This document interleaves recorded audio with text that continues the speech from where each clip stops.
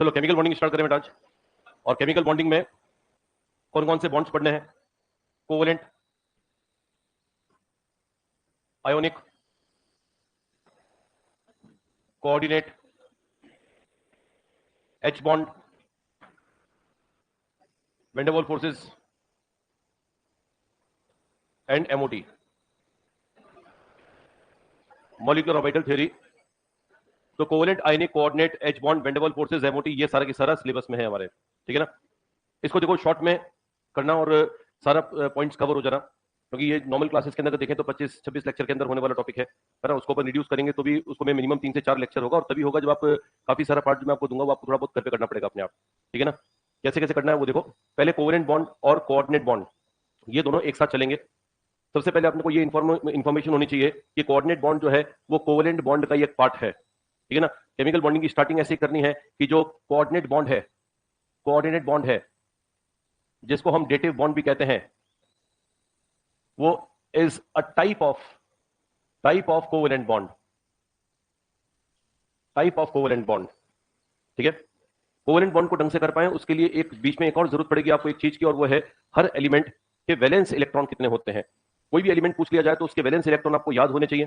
For example if I ask about alkali metals, तो alkali metals के valence electron 1, alkaline earth metals 2, boron family मालूम है ना? जो बोरोन फैमिली जिसको पी ब्लॉक का कौन सा ग्रुप कहते हैं? 13। अब ग्रुप 13 का 3 याद रखो, ये 3 क्या है? उनके वैलेंस इलेक्ट्रॉन है। अगर आप बोलोगे सर वैलेंस इलेक्ट्रॉन आप सबसे पहले क्यों याद करवा रहे हो, क्योंकि बेटा मैं वैलेंस इलेक्ट्रॉन को इसलिए याद करवा रहा हूं क्योंकि जब बॉन्ड बनेगा तो वैलेंस इलेक्ट्रॉन से तो बनेगा, अंदर के इलेक्ट्रॉन कुछ कामकाज नहीं करेंगे, ओनली शील्डिंग करेंगे, लेकिन जो बाहर के इलेक्ट्रॉन है वो बॉन्ड बनाएंगे। तो केमिकल बॉन्डिंग में सबसे इंपॉर्टेंट होता है वैलेंस इलेक्ट्रॉन्स का एक्नॉलेजमेंट होना। कौन से ब्लॉक का? एस और पी ब्लॉक। सवाल उठता है डी और एफ क्यों नहीं, तो डी और एफ इसलिए नहीं क्योंकि डी और एफ मैक्सिमम मेटल्स हैं, सारे मेटल्स हैं, और मेटल्स के अंदर ट्रेडिशनल कोवेलेंट बॉन्डिंग जैसे दूसरे में होती है वैसे नहीं होती है। इसलिए जब कोवेलेंट बॉन्डिंग की बात करेंगे will concentrate only on p block and some elements of s block. Otherwise d और एफ की हमें फिलहाल जरूरत नहीं पड़ेगी। इसलिए मैं आपको डी के वैलेंस इलेक्ट्रॉन पूछकर अभी बिना बात ही परेशान नहीं करेंगे, और एफ के इलेक्ट्रॉन से परेशान नहीं होना है। तो केमिकल बॉन्डिंग की स्टार्टिंग से पता लग जाना चाहिए कि हमें एस और पी ब्लॉक के वैलेंस इलेक्ट्रॉन अच्छे से याद हो। फॉर एग्जाम्पल अचानक से सवाल आ गया एंटीमनी के वैलेंस इलेक्ट्रॉन कितने होते हैं, तो एंटीमनी ग्रुप 15 है, ये मालूम है ना बेटा। अब ग्रुप 15 मतलब 5, वैलेंस इलेक्ट्रॉन उसके 5 हैं, ठीक है ना। गैलियम के वैलेंस इलेक्ट्रॉन कितने हैं, तो 3 हैं, क्योंकि गैलियम बोरॉन फैमिली का है, राइट। तो ये मांग के चल रहा हूं वैलेंस इलेक्ट्रॉन्स आप कर लोगे, वैलेंस इलेक्ट्रॉन कर लोगे तो कोऑर्डिनेट बॉन्ड कोवेलेंट बॉन्ड को समझना बनाना आसान हो जाएगा। कैसे एग्जांपल देते हैं वो देखो बेटा। आप जानते हो कि ए कोऑर्डिनेट बॉन्ड बी, आप जानते हैं कोऑर्डिनेट बॉन्ड है, इसमें डोनर ए है, एक्सेप्टर बी है। अगर हम ट्रेडिशनल कोवेलेंट बॉन्ड की बात करें तो वो ए सिंगल बॉन्ड बी होता है, ठीक है ना। अब आपको ये ध्यान रखना है कि whenever you write a coordinate bond then you have one more option, आपके पास एक और ऑप्शन है, आप इसको और लिख के कह सकते हो ए सिंगल बॉन्ड बी, क्योंकि हमने जब ये कहा है कि ये कोवेलेंट बॉन्ड ही होता है तो इसको कम से कम एग्जीक्यूट भी तो करें। कई बार हम कह तो देते हैं लेकिन उसको एग्जीक्यूट करने से डरते हैं, तो डरना बिल्कुल नहीं है। आप कोऑर्डिनेट बॉन्ड जहां भी है उसको कोवेलेंट बॉन्ड आराम से मान सकते हो, लेकिन बस एक परिवर्तन होगा, और वो क्या होगा वो सुनिएगा। मुझको बताओ ये दोनों इलेक्ट्रॉन्स एक्चुअली किसके थे? ए ने बी को इलेक्ट्रॉन ट्रांसफर किए हैं या शेयर किए हैं? Share. Transfer is ionic bond. NCERT में पहले पेज पे लिखा हुआ है ट्रांसफर इलेक्ट्रॉन अगर कर रहा है, इलेक्ट्रॉन हो रहा है तो it will lead to what bond? Ionic bond. तो दिस इज कॉल्ड ट्रांसफर या शेयरिंग? शेयरिंग। अब जो शेयरिंग हुई है बच्चों, तो इसमें एक दिक्कत है कि ये इलेक्ट्रॉन तो ओरिजिनली ए का था, ये भी ओरिजिनली ए का था, लेकिन एक इलेक्ट्रॉन ए से अब दूर चला गया है, और दूर जाने का मतलब है ए पे प्लस चार्ज आ जाएगा। अरे सही ना बेटा, ए पे प्लस आ जाएगा और बी पे क्या आ जाएगा? माइनस। इसका मतलब जब भी कोऑर्डिनेट बॉन्ड आएगा तो कुछ चार्जेस एक्स्ट्रा आ सकते हैं एटम्स ए और बी पर। डोनर के पास पहले की तुलना में एक ज्यादा पॉजिटिव हो जाएगा, और एक्सेप्टर के पास पहले की तुलना में एक ज्यादा नेगेटिव हो जाएगा, ठीक है ना। अब आपको मालूम होना चाहिए ये प्लस और माइनस, इन प्लस और माइनस को क्या बोले, नॉर्मल चार्ज या फॉर्मल चार्ज? ये नॉर्मल चार्ज है या फॉर्मल चार्ज है या ऑक्सीडेशन स्टेट है? फॉर्मल, नॉर्मल चार्ज नहीं है, नॉर्मल चार्ज नहीं है। तो पहली बात है ना, normal charge is formal charge, ठीक है बेटा। जो इसको आज तक आप चार्ज बोलते आए हो, नॉर्मली हम चार्ज बोलते हैं, जैसे आप पढ़ते हो सोडियम पर +1 होता है, हमने +1 पढ़ा हुआ तो है, लेकिन उसको बोलने जरूरत है क्या बोले उसको वैलेंसी बोले या इलेक्ट्रोवैलेंसी बोले या नॉर्मल चार्ज बोले या फॉर्मल चार्ज बोले। अब अगर हमारे को मालूम होता है तो हम को पता चलता है कि अरे कुछ भी बोलो एक ही बात है, उसकी वैलेंसी +1 है, उसकी इलेक्ट्रोवैलेंसी +1 है, उसका फॉर्मल चार्ज +1 है, उसका नॉर्मल चार्ज +1 है, और तो और उसकी ऑक्सीडेशन स्टेट भी +1 है। इसका मतलब ये मत समझना कि सर ने आज बता दिया है कुछ भी बोल तो पांचों में से एक ही बात है। सोडियम के लिए एक ही बात है, अलग अलग चीजों के लिए अलग अलग हो जाएगा। वो धीरे धीरे जैसे पता चलता रहेगा वैसे वैसे आपको समझ में आता रहेगा कि कहां कहां डिफरेंस आएगा, राइट। फिलहाल अपन इसका कह सकते हैं आराम से जो +1 दिख रहा है, जो चार्ज दिखता है, वही फॉर्मल चार्ज होता है। फॉर्मल चार्ज को भी और बेहतरीन तरीके से हम डिस्कस करेंगे बाद में, क्योंकि उसका भी टॉपिक आया नहीं। पहले अपन कोऑर्डिनेट बॉन्ड समझ लेते हैं। तो ये कोऑर्डिनेट बॉन्ड है। कोऑर्डिनेट बॉन्ड का सबसे बेहतरीन एग्जांपल है ammonium cation. You know what is the formula of ammonium? Ammonium का फॉर्मूला होता है, ये एग्जांपल दे रहा हूं बेटा मैं। एग्जांपल एक ही दो एग्जांपल आप नोट कर लेना, सफिशिएंट है। पहला एग्जांपल है NH4+ अमोनियम, ठीक है ना। सवाल उठता है कि अमोनियम में क्या पूछेगा, अमोनियम में ये पूछेगा कि इसमें कोवेलेंट बॉन्ड कितने हैं, कोऑर्डिनेट बॉन्ड कितने हैं। तो अब अगर आपको, वैसे तो अमोनियम बड़ा सिंपल है, मेरे को मालूम है, मैक्सिमम लोगों को मालूम होगा, लेकिन मैं फिर भी बता रहा हूं कि इनिशिएट करने का तरीका क्या होता है। जब भी किसी मॉलिक्यूल में पूछा जाए इसमें कोऑर्डिनेट बॉन्ड कितने हैं या नहीं है, तो सबसे पहले देखो इसकी हिस्ट्री क्या है, ये मॉलिक्यूल कौन से छोटी चीजों से मिलकर बनना है। तो बताओ ये अमोनियम को बनाने के लिए मैंने किन दो चीजों को चिपकाया होगा। योर आंसर इज NH3, और NH3 में क्या चिपकाया बच्चों, H प्लस। बताओ NH3 और H प्लस जब आपस में चिपकेंगे, रिएक्ट करेंगे, तो NH3 में N के वैलेंस इलेक्ट्रॉन कितने होते हैं, 5 में से काम में कितने आ गए, 3 बचे कितने, 2 का मतलब एक लोन पेयर। तो बताओ इसके पास लोन पेयर है या नहीं है, इसके पास लोन पेयर है या वैकेंट ऑर्बिटल है, इस वैकेंट ऑर्बिटल का नाम बोलो, एस ऑर्बिटल, राइट। मुझको बताओ क्या ये लोन पेयर इसके वैकेंट ऑर्बिटल में डोनेशन कर सकता है, इस डोनेशन से बनने वाला बॉन्ड का नाम क्या होगा, कोऑर्डिनेट बॉन्ड। अरे सही ना बेटा। तो देखो बेटा ध्यान से आप देखना, यहाँ पे क्या लिखा हूं मैं, यहाँ पे लिखा मैंने N, यहाँ पे लिखा H, यहाँ पे लिखा H, यहाँ पे लिखा H, यहाँ पे लिखा मैंने H प्लस, और यहाँ पे लिखा मैंने लोन पेयर।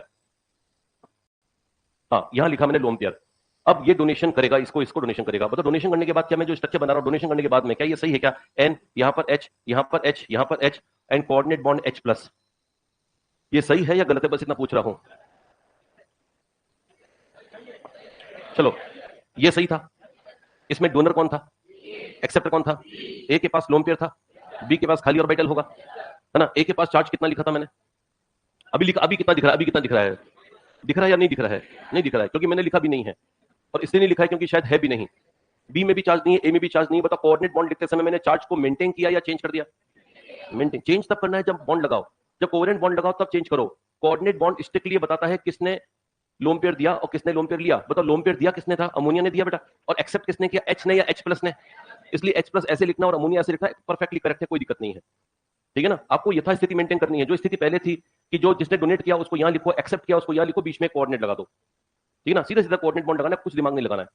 अब दिमाग तब लगाना है जब इस कोऑर्डिनेट को कोवेलेंट बना रहे हो। जब मैं इसको कोवेलेंट को कोऑर्डिनेट बनाऊंगा तो बेटा और मैं लिख दूंगा इसको, ये तो सही रिप्रेजेंटेशन है, ये गलत नहीं है, लेकिन मैं आपको एक और मेथड बताना चाहता हूं, और वो ये है N, यहां पर लिखूंगा मैं H, ये H ऑलरेडी है, ये H ऑलरेडी है। अब मैं इसको भी सिंगल बॉन्ड लिख दूंगा। क्या कोऑर्डिनेट बॉन्ड को कोवेलेंट बॉन्ड लिखना अलाउड है या नहीं है, क्योंकि मैं इसी लाइन पे बात कर रहा हूं, क्योंकि मेरे को मालूम है कि हर कोऑर्डिनेट बॉन्ड, दुनिया का हर कोऑर्डिनेट बॉन्ड किसके इक्विवेलेंट है, कोवेलेंट। ऐसा मत सोचना कि मैं 2-3 एग्जांपल दे रहा हूं बस उनमें इक्विवेलेंट है, बाकी मुझको नहीं पता, ठीक है ना। मुझको एक एक कोऑर्डिनेट बॉन्ड के बारे में मालूम है, दुनिया का सारा कोऑर्डिनेट बॉन्ड को कोवेलेंट बॉन्ड के फॉर्म में एक्सप्रेस कर सकते हैं। अगर ऐसा कर देंगे तो बताओ इसको ऐसे रिप्रेजेंट करने में कुछ दिक्कत है क्या। बताओ यहाँ पे डोनर कौन था, बताओ नाइट्रोजन को यहाँ पर इस बॉन्ड के बनने से फायदा हुआ या नुकसान, कितने इलेक्ट्रॉन का।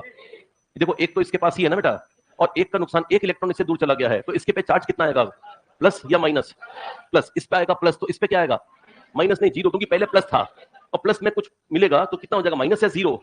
इसका मतलब इस H पे जीरो बताना है, यहाँ पे जो जीरो था यहाँ भी जीरो। अरे सही बेटा।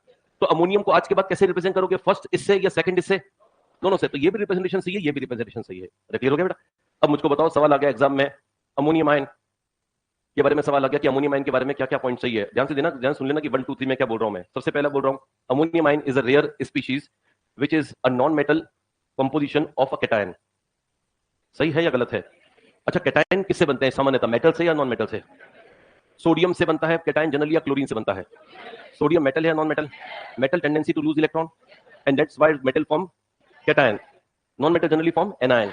बट अगर मैं एनसीईआरटी की बात करूं तो एनसीईआरटी में लिखा हुआ है सामान्यतः मेटल कैटायंस बनाते हैं, परंतु अमोनियम एक ऐसा उदाहरण है, ऐसा रेयर एग्जांपल है जिसमें cation purely non metal species से बना है। एन भी नॉन मेटल, एच भी नॉन मेटल। तो अमोनियम के बारे में खास बात, ये अमोनियम का एग्जांपल जानबूझ के मैंने इसलिए लिया है, बार बार मैं एनसीईआरटी में अमोनियम का एग्जांपल लेके खूब सारी चीजें बता दी गई है। तो पहली चीज आपकी कॉपी में लिखी होनी चाहिए वो ये कि अमोनियम नॉन मेटल से बना कैटायन है ना, जो कि रेयर है। नॉन मेटल से बना कैटायन है जो कि रेयर है, ये अपनी कॉपी में जरूर लिख दीजिएगा। दूसरा क्वेश्चन आता है कि अमोनियम आयन में कितनी तरह की बॉन्ड लेंथ्स हैं, अमोनियम कैटायन में कितनी तरह की बॉन्ड लेंथ्स हैं, अमोनियम आयन में कितने तरह की बॉन्ड लेंथ्स हैं। चलो इसको बाद में पूछ लेंगे, पहले एक नया सवाल, अमोनियम आयन में कितने तरह के बॉन्ड्स हैं। बताओ ये 3 कोवेलेंट हैं, ये 3 कोवेलेंट हैं, बताओ ये कोवेलेंट तरीके से बना या कोऑर्डिनेट। अब बनने के बाद में भले ये कोवेलेंट हो गया, लेकिन तरीका तो कोऑर्डिनेट था ना बेटा, इसलिए एनसीईआरटी लिखते हैं। एनसीईआरटी एग्जाम्पल में इस पे सवाल है और उसका जवाब ये गया है कि इसमें 3 कोवेलेंट और एक कोऑर्डिनेट बॉन्ड है। अगर 3 कोवेलेंट और एक कोऑर्डिनेट बॉन्ड है तो टाइप ऑफ बॉन्ड्स कितने हो गए इसमें, 2। तो इसमें टाइप ऑफ बॉन्ड्स 2 लिख दीजिएगा। अमोनियम आयन में टाइप ऑफ बॉन्ड्स 2 लिख दीजिएगा, एक तो कोवेलेंट है और एक कोऑर्डिनेट है। Number of bonds of course 4 है, लेकिन टाइप ऑफ बॉन्ड्स कितने हैं, 2 हैं। ठीक है जी, टाइप ऑफ बॉन्ड्स इसमें 2 हैं। अब मुझको बताओ बनने के बाद में जब ये ऐसा हो गया तो ये वाला बॉन्ड ए और ये वाला बॉन्ड बी में, ए और बी में से एक प्रिंसिपली कौन सा बॉन्ड था, कोऑर्डिनेट, और ये वाला कौन सा बॉन्ड था, कोवेलेंट। अब ए और बी में क्या डिफरेंस होगा इस पे चर्चा करते हैं। तो बताओ ए और बी की बॉन्ड लेंथ्स में क्या अंतर होगा। ए बड़ा बी बड़ा या दोनों बराबर? प्रैक्टिकली देखा गया दोनों सेम है, जिससे साइंटिस्ट लोग कंफर्म हो गए कि भैया बनने के बाद तो कोऑर्डिनेट बॉन्ड कोवेलेंट बॉन्ड में कोई अंतर ही नहीं है, और इसलिए ये जो लाइन मैं बोल सकता हूं वो बड़े आराम से कह सकता हूं, सही से बोल सकता हूं कि वाकई में कोऑर्डिनेट बॉन्ड कोवेलेंट बॉन्ड का एक टाइप है। अगर ये बॉन्ड लेंथ अलग आ जाती तो आज मुझको ये लाइन के एक्सेप्शंस देने पड़ते। सही ना बेटा? तो क्या ध्यान रखना है, अमोनियम कैटायन में तीसरा सवाल अब आता है कि अमोनियम कैटायन में कितनी तरह की बॉन्ड लेंथ्स हैं? तो ये चारों सेम बॉन्ड लेंथ है या अलग अलग है? जब चारों सेम है तो ammonium ion has only one type of bond length. ठीक है, अमोनियम आयन के बारे में तीन बातें जो मैं बता रहा हूं, उनमें पहली बात क्या थी, अमोनियम कैटायन किससे बना है, मेटल या नॉन मेटल? नॉन मेटल से जनरली एनायन बनता है कैटायन, और यह क्या बनता है, कैटायन। तो इसका मतलब पहली बात तो ये इंपॉर्टेंट हो गई। दूसरी बात ये हो गई कि अमोनियम आयन में जो बॉन्ड्स हैं वो कितने टाइप के हैं, दो, और बॉन्ड लेंथ कितनी टाइप की है, एक। इसके अलावा सवाल आ गया तो आएगा फॉर्मल चार्ज पर। बताओ मुझको नाइट्रोजन और हाइड्रोजन किसमें आपको चार्ज दिख रहा है, कितना दिख रहा है? क्या इसको फॉर्मल चार्ज कहना चाहिए, यस या नो? Answer is yes. तो फॉर्मल चार्ज कभी इस स्ट्रक्चर से नहीं निकालते, ध्यान देना। जब तीर लगा हुआ है तब फॉर्मल चार्ज मत निकालो, जब तीर को कन्वर्ट कर दिया कोवेलेंट बॉन्ड में तब फॉर्मल चार्ज निकालो, वही एक्चुअल होगा। अगर आपने गलती से H+1 फॉर्मल चार्ज बोल दिया तो गलत हो जाएगा। फॉर्मल चार्ज हमारे सिलेबस में एनसीईआरटी में फॉर्मूला भी दे रखा है, वो फॉर्मूला कुछ काम का नहीं है। जब मैंने बोल दिया फॉर्मल चार्ज बराबर नॉर्मल चार्ज तो वही फॉर्मूला मान लो, ठीक है ना? मैं सारे फॉर्मल चार्ज इसी लाइन से निकला दूंगा, ठीक है? अब वो कुछ जरूरत नहीं है, बस इतना ध्यान रखो कि जो प्लस आ रहा है वही फॉर्मल चार्ज है। ये क्लियर है बेटा? चलिए, एक तो मुझको बताना था कोऑर्डिनेट बॉन्ड और कोवेलेंट बॉन्ड की इक्विवेलेंस के बारे में, वो मैंने बता दिया है, ठीक है ना? कोऑर्डिनेट बॉन्ड और कोवेलेंस बॉन्ड का इक्विवेलेंट का एक और एग्जांपल अभी हम करेंगे, और वो एग्जांपल है ओजोन। क्या आपने ओजोन का नाम सुना है बेटा? बताओ ओजोन की हिस्ट्री बताओ, ये ओजोन किससे बना होगा, क्या प्लस क्या बराबर ozone, O2, O2 plus O, क्या O2 प्लस O बराबर ओजोन लिख सकते हो बच्चों? बताओ O2 को कैसे लिखें, O डबल बॉन्ड O। बताओ O के वैलेंस इलेक्ट्रॉन कितने होते हैं? 6 में से काम में कितने आ गए? हाँ बच्चे कितने? 4 का मतलब कितने लोन पेयर? 2 lone pair. ये वाला O है, O के वैलेंस इलेक्ट्रॉन कितने होते हैं? 6। अगर इसके बाद 6 है तो इसको अपना ऑक्टेट कंप्लीट करने के लिए कितने चाहिए? तो ये लोन पेयर अगर यहां चला गया तो इसका ऑक्टेट कंप्लीट हो जाएगा बेटा। तो बताओ मुझको ये सही है क्या बताना, O double bond O coordinate bond O। बताओ ये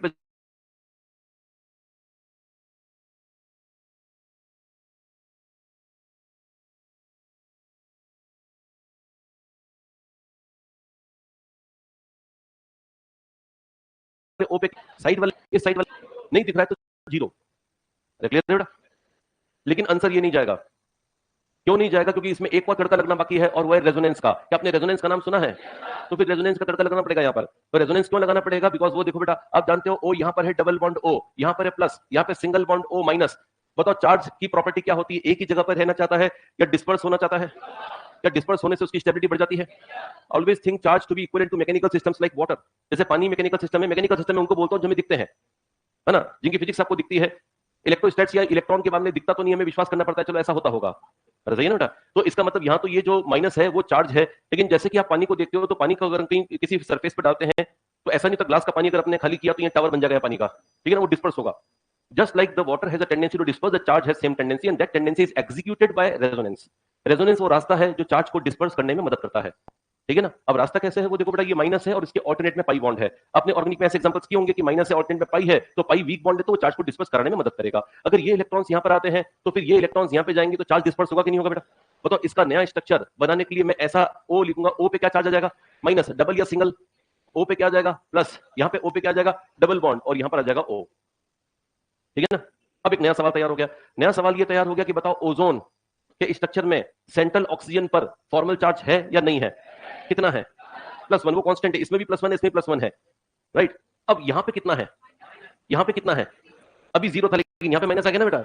अब इसका मतलब यहाँ भी पार्शियल माइनस होगा और यहाँ भी पार्शियल माइनस होगा, तो अगर एवरेज निकालेंगे तो कितना आएगा, -1/2। इसका मतलब हुआ सेंट्रल ऑक्सीजन पर फॉर्मल चार्ज होगा +1 और टर्मिनल ऑक्सीजन पर होगा -12। ये एवरेज आएगा, ब्रैकेट में लिख रहा हूं एवरेज, ठीक है? तो पहला सवाल मेरा, क्या ओजोन में कोऑर्डिनेट बॉन्ड है? ओजोन में कोऑर्डिनेट बॉन्ड है या नहीं है? है। दूसरा, ओजोन में कोऑर्डिनेट बॉन्ड से फॉर्मल चार्ज कौन से ऑक्सीजन पर आता है, सेंटर पर या सब पर? सब पर। सेंटर पर कितना आता है, +1, और सराउंडिंग में कितना आता है, -12। सही ना? एक और सवाल यहां बनता है और वो है, ये डबल बॉन्ड है और ये सिंगल है, बताओ डबल और सिंगल में कौन बड़ा बॉन्ड बड़ा होता है और डबल छोटा होता है? तो बताओ इसमें कितने तरह की बॉन्डिंग्स होंगी? लेकिन आंसर है एक, बिकॉज ऑफ रेजोनेंस। जब रेजोनेंस होगा तो ना ये सही होगा ना ये सही होगा, इन दोनों का हाइब्रिड सही होगा। क्या हाइब्रिड सुना हुआ बेटा आपने? तो इनका हाइब्रिड बनेगा O, यहां पर आएगा सिंगल, यहां पर आएगा सिंगल, यहां पर आएगा O, यहां पर आएगा O, यहां पर बनेगा डॉटेड बॉन्ड, यहां भी डॉटेड बॉन्ड बनेगा, यहां पूरा प्लस बनेगा, यहां पार्शियल नेगेटिव बनेगा, यहां पार्शियल नेगेटिव बनेगा। This is the ideal representation of something that we called ozone. सही है ना बेटा? तो ये अच्छा मॉलिक्यूल इसलिए क्योंकि इसमें सारी बातें आ गई, इसमें रेजोनेंस का एप्लीकेशन भी आ गया, बॉन्ड लेंथ भी आ गया, सब कुछ आ गया इसके अंदर। और ओजोन की खास बात, हमारे एनसीईआरटी में भी ओजोन को ढंग से समझाया हुआ है, ठीक है ना? तो दिस इज ओजोन।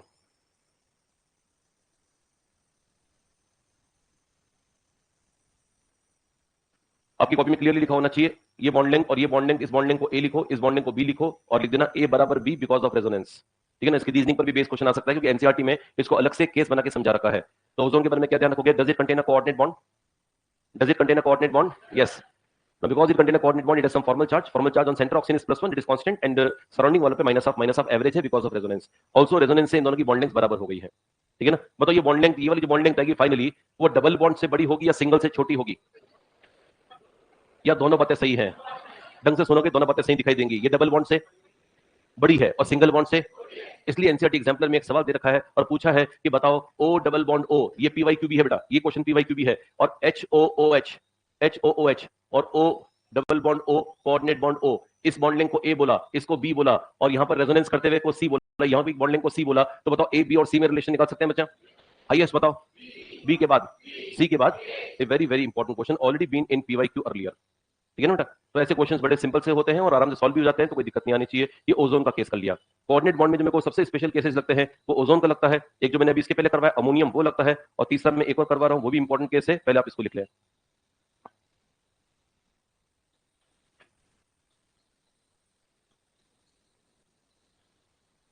हो गया बच्चों? चलो एक केस और जो मेरे को इंपॉर्टेंट लगता है वो है BF3 डॉट अमोनिया। ये एनसीईआरटी में केमिकल बॉन्डिंग जब आप देखोगे तो केमिकल बॉन्डिंग के जो पीछे वाले क्वेश्चन होते हैं उनमें से एक क्वेश्चन है। और सिर्फ इतना ही नहीं, ये कम से कम पहले जब अलग से एम्स एग्जाम होते थे तो 3 बार एम्स में आया हुआ, कम से कम 2 से 3 बार ये नीट में भी अलग अलग टाइप से पूछा हुआ है। तो BF3 डॉट अमोनिया के बारे में क्या खास बात है वो सुनिएगा। सबसे पहला तो ये कि बोरोन के पास 3 बॉन्ड है, एक एफ है, यहाँ पर एक एफ है और यहाँ पर भी एक एफ है। बताओ बोरोन के वैलेंस इलेक्ट्रॉन कितने होते हैं? 3 में से कितने काम आ गए? तो बताओ इसके पास कोई एक्स्ट्रा इलेक्ट्रॉन है या नहीं है? नहीं है। बताओ बोरोन कौन से पीरियड का एलिमेंट है? हाँ, सेकंड पीरियड के पास क्या होता है, एस या पी? दोनों मिला के कितने होते हैं? 4। एस का होता है 1 डब्बा, पी के होते हैं 3 डब्बे, मालूम है ना बेटा? तो बोरोन के पास कुल डब्बे होते हैं 4, यानी कुल ऑर्बिटल होते हैं 4। 4 में से बॉन्ड बनाने में कितने काम आ गए? 3, क्योंकि एक बॉन्ड बनाने में एक ऑर्बिटल काम आता है, तो 3 बॉन्ड बनाने में 3 ऑर्बिटल काम आ गए, चौथा ऑर्बिटल खाली पड़ा है, तो इसके पास एक ऑर्बिटल वैकेंट है। राइट, अब इसके पास मैंने लिखा डॉट। डॉट का मतलब होता है एसोसिएशन।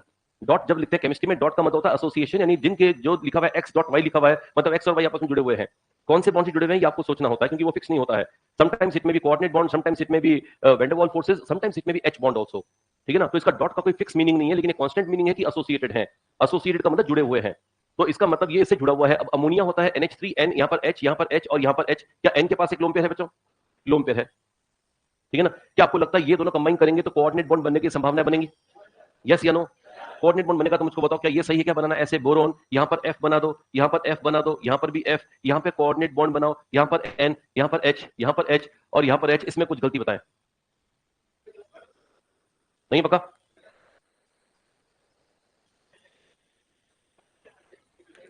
बताओ इस बी पे पहले कोई चार्ज था या नहीं था? तो कोऑर्डिनेट बॉन्ड बनाने के बाद कोवेलेंट बनाओगे तो चार्ज दिखाना है, नहीं तो यथास्थिति मेंटेन करनी है। जब तक आप कोऑर्डिनेट लगा रहे हो यथास्थिति मेंटेन करो। इस जैसा इसको दिखाया वैसा इसको दिखाओ, no charge no charge no charge no charge and coordinate bond. अब अगर इसको आप लिख रहे हो कोवेलेंट बॉन्ड के तरीके से, और अब बताओ मुझको क्या लिख सकते हैं? B single bond F, single bond F, single bond F, यहाँ पर N, single bond H, single bond H, single bond H और यहाँ पे लिख दिया बॉन्ड। अब बताओ क्या लिखूं मैं? बी पे क्या लिखूं, माइनस या प्लस? बी पे माइनस और एन पे क्या लिखूं बेटा? प्लस। अरे क्लियर हो ना बेटा? ये है, कोई दिक्कत नहीं किसी को? तो मुझको बताओ ये वाला जो प्रोसेस है, इस प्रोसेस में फॉर्मल चार्ज किस पर आया है, बी पर या एन पर? बी पर क्या आया है? माइनस, और एन पर क्या आया है? प्लस। तो हो सकता है आपको ये पूछ लें, मॉलिक्यूल जिस प्रश्न के लिए मैं आपको तैयार करवा रहा हूं वो ये है कि जब ये मॉलिक्यूल बनता है तो इस मॉलिक्यूल के बनने से कौन से एटम पे क्या चार्ज आता है? तो बी पर प्लस आता है या बी पर जीरो आता है या बी पर माइनस, ऐसे ऐसे आपको ऑप्शन मिल सकते हैं। तो when you know the process then the question becomes easy for you. ठीक है ना? प्रोसेस ही मालूम नहीं है, फॉर्मल चार्ज का मीनिंग मालूम नहीं है, डॉट का मीनिंग मालूम नहीं है, फिर अटकोगे। क्लियर है ना भाई? क्या ये लाइन कहना सही है कि ये जो कोऑर्डिनेट बॉन्ड बना है it is an example of back bonding between ammonia and BF3? क्या ये अमोनिया और BF3 में बैक बॉन्डिंग का एग्जांपल हुआ कि नहीं हुआ बेटा? तो आंसर बिल्कुल नहीं हुआ, क्योंकि बैक बॉन्डिंग दो मॉलिक्यूल्स के बीच में नहीं होती है। बताओ ये वाला बॉन्ड कौन सा है, सिग्मा है या पाई है? ये वाला बॉन्ड इसमें और इसमें पहला बॉन्ड है या दूसरा बॉन्ड है? पहला है ना? जो पहला बॉन्ड है वो कौन सा, सिग्मा या pi? And sigma is never back bond, back bond is always pi bond. और ऐसा ही ना बेटा? तो कुछ लोगों को दिमाग में होता है अच्छा BF3 में तो हमेशा बैक बॉन्डिंग होती है। BF3 में होती है, लेकिन वो BF3 के अंदर अंदर होती है। BF3 के बाहर अगर कोई बॉन्डिंग हो रही है it is not back bonding. तो कृपया करके ध्यान रखना कि ये सारे पॉइंट एनसीईआरटी के बता रहा हूं। एनसीईआरटी में पीछे वाले क्वेश्चन जो दिया हुआ है उसमें इन सब चीजों की डिमांड है कि वो आपको आने चाहिए। तो पहला तो बी का फॉर्मल चार्ज कितना ध्यान रखोगे बेटा? -1। एन का कितना ध्यान रखोगे? +1। और क्या ध्यान रखोगे? बी और एन के बीच में बनने वाला बॉन्ड कौन सा है? इज इट अ सिग्मा और अ पाई? अब ये सिग्मा है तो हमको लिखना है कि नो बैक बॉन्डिंग, ये बैक बॉन्डिंग एग्जांपल नहीं है, it is not back bonding, ठीक है ना। Back bonding has to be a pi bond, वो पाई कोऑर्डिनेट बॉन्ड होना चाहिए। किसी को बैक बॉन्डिंग भी एक लाइन में समझनी तो बढ़िया तरीका है, बैक बॉन्ड होता है पाई coordinate bond. Pi coordinate bond, coordinate तो होगा, नहीं कोऑर्डिनेट कौन सा वाला होगा? पाई होगा, पाई कोऑर्डिनेट बॉन्ड। दुनिया का हर back bond pi coordinate bond ही है, ठीक है ना। पाई कोऑर्डिनेट बॉन्ड का एग्जांपल ये रहा आपके सामने। बताओ अगर मैं इस मॉलिक्यूल को अमोनिया को एक बार के लिए दूर रखूं, मैं सिर्फ BF3 की बात करता हूं, तो बताओ BF3 में फ्लोरीन के वैलेंस इलेक्ट्रॉन कितने होते हैं? जल्दी बोलो बेटा। 7 में से काम कितने आ गए? बचे कितने? 6 का मतलब क्या इस पे लोन पेयर है या नहीं है? अगर इसके पास लोन पेयर है और इसके बाद वैकेंट ऑर्बिटल है तो क्या ये बॉन्ड बनेगा ही नहीं बनेगा बेटा? कौन सा बनेगा, कोऑर्डिनेट या नॉन कोऑर्डिनेट? कोऑर्डिनेट भी कौन सा, सिग्मा या पाई? कैसे पता चला? सिग्मा पहले बना हुआ है तो पाई कोऑर्डिनेट बॉन्ड हुआ ना बेटा। तो देखो यहाँ पर पाई कोऑर्डिनेट बॉन्ड का मतलब बैक बॉन्डिंग होता है, तो रटने की आवश्यकता नहीं कि बैक बॉन्डिंग क्या होती है। अब दुनिया में कभी भी किसी मॉलिक्यूल के अंदर पाई कोऑर्डिनेट बॉन्ड बनता हुआ देखो तो मुझसे पूछने की जरूरत नहीं है कि सर ये बैक बॉन्डिंग है या नहीं है, it will be back bonding. सही है ना बेटा। तो pi coordinate bond is an example of back bonding, pi coordinate bond is back bonding, कुछ भी कहें बात सही है, ठीक है जी।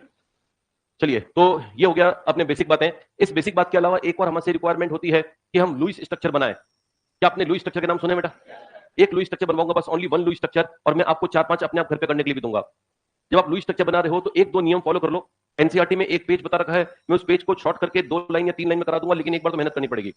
हम जब लुईस स्ट्रक्चर बनाते हैं तो सबसे पहली बात ध्यान रखिएगा, ओनली फॉर सेकंड पीरियड।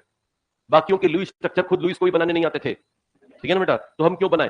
तो ध्यान रखना है कि सेकंड पीरियड के लिए ये करना है। क्या आपने ऑक्टेट का रूल पढ़ा है? वो पूरे पीरियोडिक टेबल के लिए लगता है या सेकंड पीरियड के लिए लगता है? Second period. जवाब है एनसीईआरटी लिखता है कि octet rule applies mainly for the elements of second period.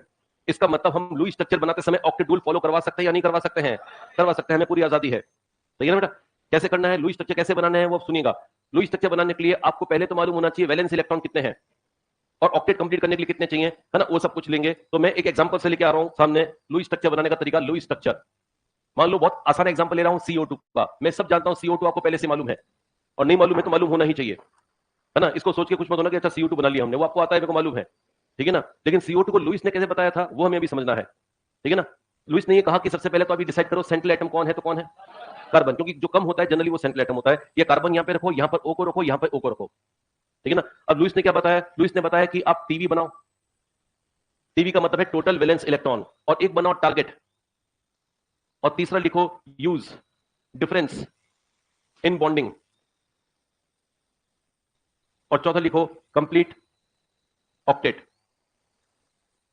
ठीक है। क्या क्या 4 पॉइंट है वो अभी के भी याद करो, क्योंकि घर पे जाके ये पॉइंट याद नहीं करना है, घर पे जाके अप्लाई करना है।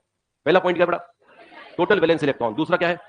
ये क्या होता है मैं बता दूंगा अभी, जब बता दूंगा तो समझ में आ जाएगा, लेकिन याद करने का मतलब होना चाहिए, वो तो याद कर लिया हमने। टोटल वैलेंस इलेक्ट्रॉन के बाद टारगेट कैलकुलेशन के बाद difference, use difference in bonding, और चौथा पॉइंट कंप्लीट ऑक्टेट। अब ये 4 पॉइंट को कैसे अप्लाई करना है? 4 पॉइंट को हो गया लुईस स्ट्रक्चर। पूरा एक पेज की थ्योरी करने की जरूरत नहीं है, एनसीईआरटी ने पूरे एक पेज पे एक्सप्लेन कर रखा है क्या होता है। तरीका तो वही है, लेकिन उस तरीके से शॉर्टन कर सकते हैं, वो मैंने आपको बता दिया है। अब आप मुझको बताओ वैलेंस इलेक्ट्रॉन O के कितने होते हैं? हाँ 6, एकदम करेक्ट आंसर 6। 4 इसके होते हैं, इसके कितने होते हैं? 6। जोड़ के बताओ कितने हुए? हाँ कितने हुए? 16 सही है बेटा अपना। 16 किसका जवाब है? टोटल वैलेंस इलेक्ट्रॉन्स का, ठीक है ना। इनका इसका मतलब है कि इनका वैलेंस इलेक्ट्रॉन में कितने इलेक्ट्रॉन्स का बैंक है? 16 इलेक्ट्रॉन। भाई सब CO2 बोल रहे हैं, चलो आपको मिलकर मॉलिक्यूल बनाना है, तो कार्बन और ऑक्सीजन आपस में मिलकर बात करते हैं कि बॉन्ड तो बना लेंगे, लेकिन वैलेंस इलेक्ट्रॉन तो चाहिए। तो तीनों बात कर रहे हैं आपस में कि तेरे पास कितने वैलेंस इलेक्ट्रॉन, तेरे पास कितने हैं बता, तो कितने मिलेगा? तो ऑक्सीजन ने कहा मेरे पास तो 6 हैं, दूसरा ऑक्सीजन बोला मुझसे मत पूछ, उसके पास 6, मेरे पास भी 6 हैं। कार्बन के पास कितने हैं? सबके पास कितने हुए? तो सबने कहा कि हमारे बैंक में टोटल 16 है, राइट। लेकिन अब प्रॉब्लम देखो बेटा, इनका टारगेट है ऑक्टेट कंप्लीट करना। तो ऑक्टेट कंप्लीट करने का मतलब 8 इलेक्ट्रॉन होता है कि नहीं होता है? तो टारगेट ये का मतलब ये मत सोचो कितने बचे, वो मत सोचो, टोटल कितने चाहिए इसको? 8। उनमें 6 हैं ऑलरेडी इसके पास, वो मत सोचो। पहले ये बोलो टारगेट कितने का इसका? 8 का। इसका टारगेट 8 का, इसका टारगेट कितने का? 8 का। कुल टारगेट कितने का हुआ? 24 का। तो बताओ इनके पास इलेक्ट्रॉन कितने हैं और टारगेट कितने का है? क्या 16 से 24 का काम चल सकता है? आंसर यस चल सकता है। केमिकल बॉन्डिंग, कोवेलेंट बॉन्डिंग बताता है शेयरिंग, और शेयरिंग वो जादू है जिससे हम कम इलेक्ट्रॉन में भी ज्यादा काम चला सकते हैं। इलेक्ट्रॉन कितने हैं और तीनों को ऑक्टेट कंप्लीट करने के लिए कितने चाहिए? लेकिन शेयरिंग करते हुए काम हो सकता है ना बेटा? कैसे हो सकता है? वो देखो इसके लिए ये नियम है। क्या नियम है? Use difference. बताओ डिफरेंस कितने का है? तो बेटा ये CO2 आपस में बात कर रहे हैं कि हमारे पास इलेक्ट्रॉन तो 16 है और हमको स्टेबिलिटी के लिए चाहिए 24। कैसे किया जाए? तो उन्होंने CO2 में से किसी ने समझदार ने कहा कि भैया अपना डिफरेंस निकालो, कितनी कमी है? तो कहा कि कमी तो हमें 8 की है, कि बस 8 को शेयर कर लो, बाकी सारे प्रॉब्लम हट जाएंगे, बस जो जितने डिफरेंस है उतने शेयर कर लो। समझ आया कि नहीं बेटा? जितना डिफरेंस है उतना शेयर। तो डिफरेंस 8 का है तो शेयर कितने करने हैं? 8। अब शेयर वाले कहां जाएंगे? बीच में आएंगे या साइड में आएंगे? शेयरिंग तो बीच में होगी ना बेटा। यहाँ कैसे होगी शेयरिंग? कितने इलेक्ट्रॉन की शेयरिंग करनी है? कितनी जगह पर? अरे 3 नहीं तो 1 और 1 2 ही तो जगह हुई बेटा। 3 तो एटम है, जगह कितनी हुई? 2 जगह में कितने इलेक्ट्रॉन? तो एक जगह पे तो 4 इलेक्ट्रॉन का मतलब 1 2 3 4 1 2 3 4 क्या 2 2 4 इलेक्ट्रॉन में डबल बॉन्ड होता है कि नहीं होता बेटा? तो CO2 में डबल बॉन्ड द्वि स्ट्रक्चर कैसा है वो समझ आया कि नहीं बेटा? क्या सारे पॉइंट कवर हो चुके हैं? नहीं हुए यार, चौथा पॉइंट बचा है ना बेटा, ऑक्टेट कंप्लीट करना बाकी है, बाकी है ना बेटा। और ऑक्टेट कंप्लीट करने के लिए आप ये मत देखो कि अब कितने इलेक्ट्रॉन बचे, आप तो कर दो, आंखें बंद करके ऑक्टेट कंप्लीट कर दो सबका और बाद में गिन लेना। बताओ इस O के पास अभी कितने इलेक्ट्रॉन दिख रहे हैं इसके खुद के? हाँ 4, 2 इसके दिख रहे हैं और 2 इसके दिख रहे हैं। बताओ कितने इलेक्ट्रॉन और बना दूं ताकि ऑक्टेट पूरा हो जाए? 4 का मतलब कितने लोन पेयर? बताओ इसके कितने दिख रहे हैं? ये इधर दिखेगा, ये इधर दिखेगा, दोनों जगह दिखेगा, दोनों जगह देखिए कितने दिखेगा, ऑक्टेट कंप्लीट है। इसका मतलब ये कितने? 4, ये कर दिया मैंने 4 इलेक्ट्रॉन, ये बन गया लुईस स्ट्रक्चर। अब कुछ लोगों को हो सकता है समस्या हो कि सर आपने अपनी मर्जी से कैसे लगा दिए? नियम है मर्जी से लगाने का, अरे सही है ना बेटा। अब अगर फिर भी चेक करना है कि नियम सही है या गलत है तो इलेक्ट्रॉन को काउंट करके देख लो। बता हमारे पास टोटल बैलेंस इलेक्ट्रॉन कितने थे? क्या 16 तक तो यूज कर सकते हैं ना? अब देखो गिनते हैं, एक एक पेयर को गिन रहा हूं, 1 2 3 4 5 6 7 8 8 दूनी, बताओ 16 सही आ रहा है कि नहीं आ रहा बेटा? इसका मतलब हमने कोई गलती नहीं करी है। क्लियर हो ना बेटा? किसी को दिक्कत इसमें? अब किसी का बनाओ कोई दिक्कत नहीं, बस वो सेकंड पीरियड का होना चाहिए। मुझे ऐसी मजाक मत करना कि सर H2SO4 का बना के बताओ। अब H2SO4 का समय सल्फर है, सल्फर कौन से पीरियड का? थर्ड पीरियड का है। थर्ड पीरियड में दिक्कत आएगी, क्या आएगी वो बाद में डिस्कस करूंगा, राइट? अभी फिलहाल मैं डिस्कस कर रहा हूं तो इसको ढंग से करने दें। बताओ मुझको क्या लुईस स्ट्रक्चर क्लियर है? बताओ मुझको कार्बन मोनोऑक्साइड का लुईस स्ट्रक्चर सोच सकते हो? अब दिमाग में सोचोगे कि ये वाली बात दिमाग में होनी चाहिए, इतनी मुश्किल नहीं है। टीवी बताओ। हाँ हाँ, टारगेट डिफरेंस 6 इलेक्ट्रॉन कहां लगाऊं? बीच में कितनी जगह है? एक जगह पे 6 इलेक्ट्रॉन लगाने का कितने बॉन्ड हो गए? 3 बॉन्ड। इसका मतलब ये हो गया कि CO में 1 बॉन्ड 2 बॉन्ड और 3 बॉन्ड बनेंगे। उससे MOT का एक सवाल सॉल्व हो गया, CO का बॉन्ड ऑर्डर 3 होता है। अरे सही ना बेटा? क्या बॉन्ड ऑर्डर का मीनिंग समझते हो बेटा? 2 एटम में बनने वाले बॉन्ड्स की संख्या, बताओ इन दोनों के बीच में बॉन्ड्स कितने बन रहे हैं? तो हम बोलेंगे CO का बॉन्ड ऑर्डर 3 है। सही है ना बेटा? चलो बताओ कार्बन का ऑक्टेट कंप्लीट है कि नहीं है? कितने इलेक्ट्रॉन दिख रहे हैं? 6। कितने बचे हैं? 6 और 2 8 होते कि नहीं होते बेटा? तो अपनी मर्जी से यहां लोन पे लगा दो, बताओ वहां पर कितने दिख रहे हैं? 6। कितने बनाने हैं? 2। तो बताओ ये 2 होते 8 हो गए कि नहीं हो गया बेटा? अब देखो हमने खर्चा कितने का किया है, कितने लोन पेयर दिख रहे हैं? 1 pair 2 pair 3 pair 4 pair 5 pair, 5 दूनी, बताओ 10 इलेक्ट्रॉन इसके पास ओरिजिनली थे कि नहीं थे? इसका मतलब ये स्ट्रक्चर सही है या गलत है? सही है। क्लियर है बेटा? बोलो भाई। अब प्रॉब्लम आती है कि सर CO तो हमने बना लिया, एग्जाम में सवाल कैसा आता है? सवाल नंबर 1 CO का बॉन्ड ऑर्डर। दूसरा सवाल CO में लोन पे किस पे, C पे या O पे? दोनों पे। तीसरा और सबसे खतरनाक सवाल जो सब लोग गलत करने वाले हैं वो है C पे फॉर्मल चार्ज है या O पर या दोनों पर है या किसी पे नहीं है? किसी पे। ये बात गलत है, ये जवाब सही नहीं है। मैंने पहले कहा था सब गलत आएगा। जब भी फॉर्मल चार्ज निकालना हो, सुनो सबसे बढ़िया तरीका, जब भी फॉर्मल चार्ज निकालना हो बॉन्ड को एकदम बीचों बीच काटो, एकदम बीचों बीच। देखना इधर इधर नहीं होना चाहिए, बीचों बीच, एकदम बीच से काटा मैंने बेटा। अब बताओ इस ऑक्सीजन के पास इन इलेक्ट्रॉन्स को मिलाकर कितने हो रहे हैं? होने कितने चाहिए थे? इसके बैलेंस इलेक्ट्रॉन कितने होते हैं? ऑक्सीजन के बैलेंस इलेक्ट्रॉन कितने होते हैं? 6। यहां पे काटने के बाद कितने दिखाई दे रहे हैं? कम है या ज्यादा है? कितने कम है? 1 कम है तो 1 प्लस या माइनस, बस इस पे बना दो 1+1 फॉर्मल चार्ज। अरे सही है ना बेटा? बताओ इस कार्बन पे गिनो। हाँ 5, ज्यादा या कम? कितने ज्यादा? अब कुछ लोग बोल रहे हैं 6 और कार्बन के भी 6 बोल रहे हैं। अब कार्बन का एटॉमिक नंबर 6 होता है यार। मैं अभी क्या पूछ रहा हूँ? वैलेंस इलेक्ट्रॉन कितने होते हैं? 4। अभी कितने दिख रहे हैं? इसका मतलब क्या चार्ज? -1। अरे सही है ना बेटा? यानी CO के बारे में सारी बातें सॉल्व हो गई। इसका बॉन्ड ऑर्डर 3 होता है, इसका लुईस स्ट्रक्चर क्लियर हो गया। इसका लुईस स्ट्रक्चर क्यों बना पाए मालूम है अपन? क्योंकि सेकंड पीरियड का है। कौन, C या O? दोनों सेकंड पीरियड का है, इसलिए इसका लुईस स्ट्रक्चर फटाफट बना पाए। क्या लुईस स्ट्रक्चर के 4 पॉइंट याद कर लोगे ढंग से? सही है ना बेटा? एक खतरनाक मॉलिक्यूल और है जो कभी याद आता है तो बहुत कम लोग कर पाते हैं, वो एजाइड आयन। नाम सुना है बेटा? फॉर्मूला बोलो। N3-। आज के बाद याद कर लेना इसका नाम क्या है? Azide ion. ठीक है ना? चलो एजाइड आयन को ऐसे ही सोचो, सोच लिया?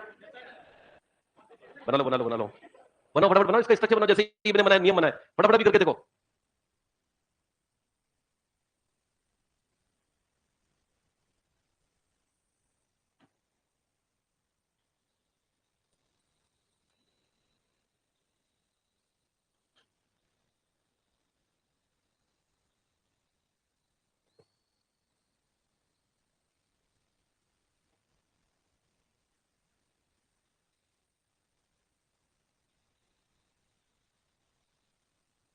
बस इतना ध्यान रखना, टीवी निकालते समय ये माइनस को ऐड करना है। और नाइट्रोजन के वैलेंस इलेक्ट्रॉन कितने होते हैं? कितनी पर 5 है? 15 तो ये हो गया। माइनस है तो एक एक्स्ट्रा होगा या कम होगा? एक्स्ट्रा होगा तो कितने करोगे? 16। बस ये सबसे इंपॉर्टेंट ट्रिक है, ठीक है ना? जब भी किसी मॉलिक्यूल में माइनस लिखा हुआ है तो एक्स्ट्रा इलेक्ट्रॉन, प्लस लिखा हुआ है तो एक कम इलेक्ट्रॉन। टीवी कितना आ गया बेटा? टीवी 16। टारगेट अंतर 8 का अंतर कैसे बनाओगे? 4 4 या 6 2? इवनली डिस्ट्रीब्यूट करो, जितना इवनली कर सकते हो उतना सही रहेगा। कितने करोगे? 4 4। चलो बनाता हूं मैं। n यहां पर आपने लिखा n, यहां पे आपने लिखा n, आपने टीवी बोला है 16, टारगेट बोला है 24, अंतर है 8 का। यहां तक सही ना? सब पहुंच रहे हैं यहां तक? अब बताओ क्या बनाऊं, यहां पे कितने इलेक्ट्रॉन बनाऊं, 4, यहां पे कितने बनाऊं, 4, हो गए 4 4। अब बताओ क्या करें, अब ऑक्टेट कंप्लीट करेंगे क्योंकि मैंने तीसरा पॉइंट बना चुका हूं, चौथा ऑक्टेट कंप्लीट करना है। तो इसके ऑक्टेट कंप्लीट करने में कितने लोन पे लगने हैं, कितने लगाऊं, 2 लोन पे लगा दिए मैंने। चलो सेंटर में कितने लोन पे लगाऊं, लगाने या नहीं लगाने हैं, इसमें कितने लगाने हैं, 2, ये 2 लगा दिए। बताओ कंप्लीट होगा कि नहीं होगा बेटा, ये अजाइड है। अब फॉर्मल चार्ज निकालते हैं। बताओ फॉर्मल चार्ज निकालने का तरीका, बॉन्ड को कहां से काटें, साइड से या बीच से, इसके बीच में यहां से काटो, ये एकदम ऐसे काटो। बताओ इस एन का फॉर्मल चार्ज कितना आ रहा है, -1 इज करेक्ट आंसर। बताओ ये वाले यहां बॉन्ड बीच में काटो, इसका बताओ इस नाइट्रोजन के पास वैलेंस इलेक्ट्रॉन कितने नजर आ रहे हैं, होने कितने चाहिए थे, 5 की जगह 4 है तो कितना हो गया, +1 इज राइट आंसर। बताओ इसका कितना बनाओगे, हाँ -1। बताओ ये -1, अरे क्लियर हो गया ना बेटा, इतना आसान है, एकदम सिंपल है। अरे सही है ना बेटा, -1 +1 -1, ये इसके फॉर्मल चार्जेस का हर ऑर्डर आ गया कि एजाइड में फॉर्मल चार्ज क्या क्या होंगे। क्लियर है ना बेटा। तो फॉर्मल चार्ज आपको मैंने देखना सिखाया, लुईस स्ट्रक्चर मैंने आपको बनाना सिखाया। इसके अलावा अब अपने को स्ट्रक्चर में हाइब्रिडाइजेशन में अब थोड़ा धीरे धीरे एंटर करना है। इसके पहले जस्ट ऑक्टेट रूल के बारे में एक दो बातें सुन लो, क्योंकि ऑक्टेट रूल के बारे में जनरली हर किसी को लगता है हमें पूरी तरह आता है, लेकिन उसमें समस्या होती है। ऑक्टेट रूल का मतलब है element tries to complete octet by bond formation and by lone pair. Lone pair और बॉन्ड पेयर मिला के वो कुल मिला के 8 का गणित पूरा करना चाहता है।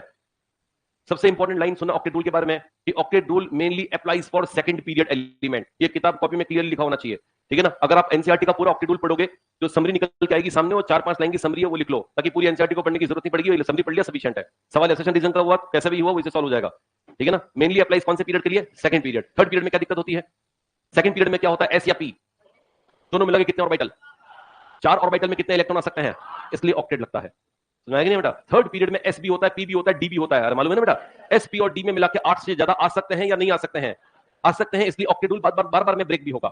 मैं ये नहीं बोल रहा हूं कि थर्ड पीरियड वाले ये सोच के बैठ जाते हैं कि आज तो हम ऑक्टेट रूल फॉलो नहीं करेंगे, वो करते हैं, लेकिन जितने फॉलो करते हैं उससे कई गुना ज्यादा ऐसे भी हैं जो फॉलो नहीं करते हैं। अगर हम ऑक्टेट रूल को दुनिया का प्रिंसिपल रूल मान के चलेंगे, केमिकल बॉन्डिंग का बेसिक प्रिंसिपल मान के चलेंगे, सबसे बड़ी गलती कर देंगे, ठीक है ना। ऑक्टेट रूल को केमिकल बॉन्डिंग का बेसिक नियम नहीं मानना है। अगर आप बोलते नहीं सर ऑर्गेनिक में तो हम ऑक्टेट रूल से बहुत सॉल्व कर लेते हैं, बहुत आंसर निकल जाते हैं, मैं जानता हूं बहुत आंसर निकल जाते हैं, क्योंकि ऑर्गेनिक केमिस्ट्री है ही कार्बन की केमिस्ट्री जो कि सेकंड पीरियड का है। ये अगर सिलिकॉन की केमिस्ट्री होती तो शायद ऑक्टेट रूल की सर बात भी नहीं करते। अरे क्लियर है ना बेटा। तो वहां पर तो ऑब्वियस सी बात है, जब मैं बता ही रहा हूं कि ऑक्टेट रूल सेकंड पीरियड के लिए लगता है, तो ऑर्गेनिक केमिस्ट्री में लगेगा। वहां तो कई सारे सवाल इस बात पे सॉल्व होते हैं कि ऑक्टेट कंप्लीट हो रहा है, ये स्टेबल है, इसका नहीं हो रहा है, अनस्टेबल है, ठीक है ना। तो मैं उस बात का विरोध नहीं कर रहा हूं, हाँ ठीक है सेकंड पीरियड की लग रहा है लगाओ, लेकिन सेकंड के बाद में उसका कंस्टेंट मत रखो कि ऑक्टेट रूल हर किसी पे लगाना है, राइट। पहली बात। दूसरी बात, ऑक्टेट रूल से हमको मॉलिक्यूल की शेप एंड ज्योमेट्री का अनुमान लगता है या नहीं लगता है।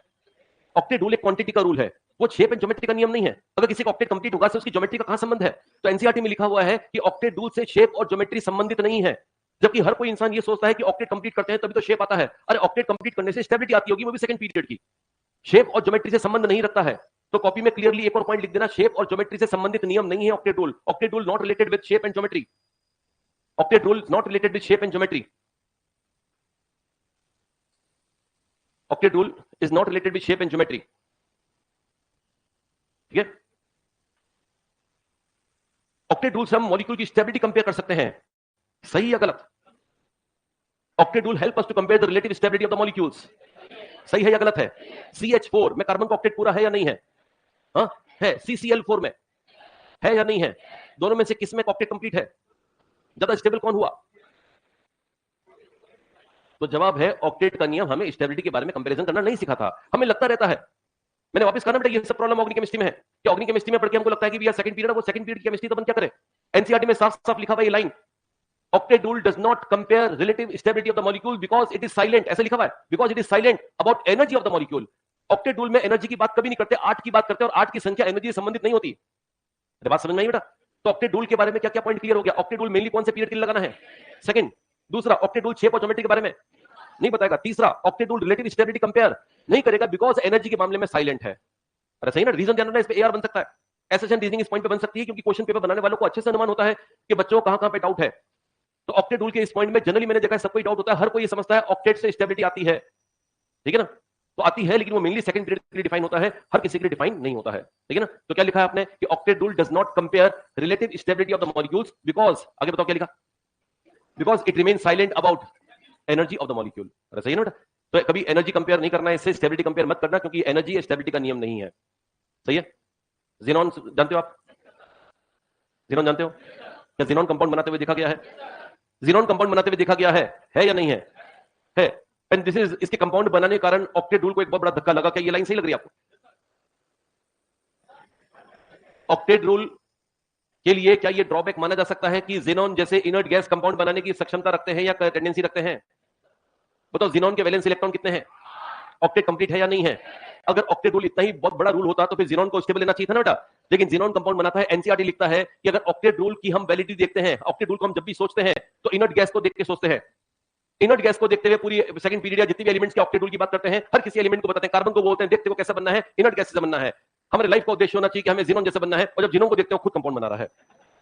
अरे सही ना बेटा? तो ड्रॉबैक लग रहा है कि नहीं लग रहा है बेटा? तो इसका मतलब आज की बात ध्यान रखना कि इनर्ट गैस का रिएक्ट करना, कंपाउंड बनाना भी एक ऑक्टेट रूल का ड्रॉबैक है। सही ना बेटा? तो क्लियरली अपनी कॉपी में लिख लीजिएगा कि the formation of compounds by inert gases is a drawback to the octet rule.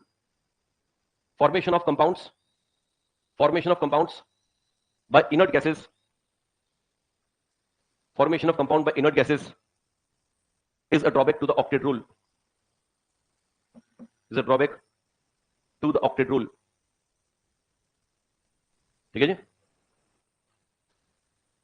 अब अपन शेप या ज्योमेट्री की बात कर चुके हैं। We have discussed number of things. Shape और ज्योमेट्री की डिस्कशन करने के पहले एक हल्का सा discussion, brief discussion about the octet rules, exceptional cases, कि भैया कहां-कहां पर ऑक्टेट रूल फेल हो जाता है। ठीक है ना? बताओ मुझको, ये एग्जांपल दे रहा हूं बेटा मैं, SF4, SF6, PCl3, PCl5, NO, NO2, है ना? इन सब में आराम से सोचें और सोच के बताएं कि ऑक्टेट रूल कहां-कहां पर फेल हो रहा है। एक और बता देते हैं, BeCl2, एक LiCl भी कह देते हैं। चलो, ये सारे इनमें से कहां-कहां पर ऑक्टेट का नियम फेल हो रहा है। बताओ, पहले बात करते हैं सल्फर में कितने बॉन्ड बन रहे हैं बेटा? 4 बॉन्ड का मतलब कितने इलेक्ट्रॉन हुए? 8 इलेक्ट्रॉन का मतलब ऑक्टेट रूल फॉलो हो रहा है या नहीं हो रहा है? तो आंसर है नहीं हो रहा है, क्योंकि लोन पेयर आप भूल गए। बताओ, सल्फर के वैलेंस इलेक्ट्रॉन में लोन पेयर भी है कि नहीं है बेटा? अगर किसी को लोन पे कैलकुलेट करने नहीं आते तो ध्यान से सुनना, सल्फर के वैलेंस इलेक्ट्रॉन कितने होते हैं? 6 में से काम में कितना है? तो बचे कितने? 2 का मतलब एक लोन पेयर हुआ कि नहीं हुआ बेटा? अब बताओ कि इसमें सिग्मा कितने हैं?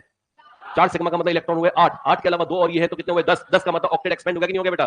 तो this is the example of octet follow, या this is the example of octet expansion.